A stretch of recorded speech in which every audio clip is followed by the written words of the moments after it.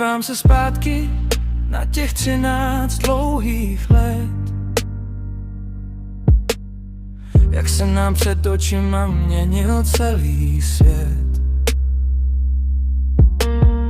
Když jsem tě poprvé spatřil v ten vzácný den, byl to pro mě splněný a nejkrásnější sen. Prosil jsem Boha tiše a s pokorou v duši,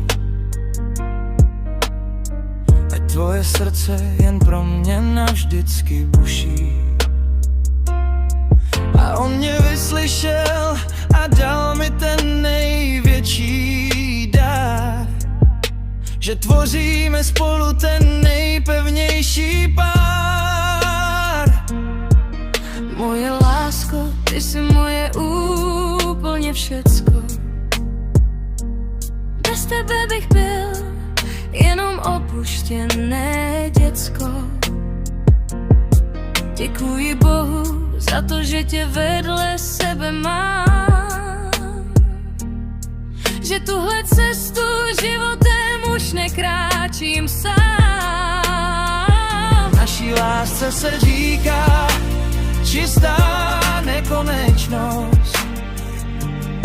Chci s tebou prožít každou další věčnost. Dáro si můj vesmír a můj pevný bod našeho společného žití, sladký plod.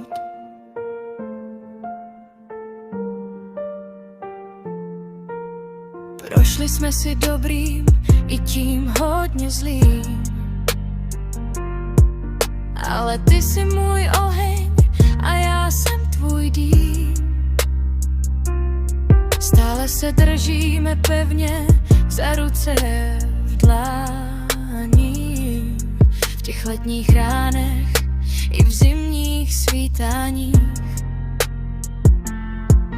Jdeme stejnou cestou a neuhýbáme stranou. Jsi mojí nadějí a každou novou branou. Chci ti poděkovat za vše, co pro mě děláš, že v mém srdci to nejčestnější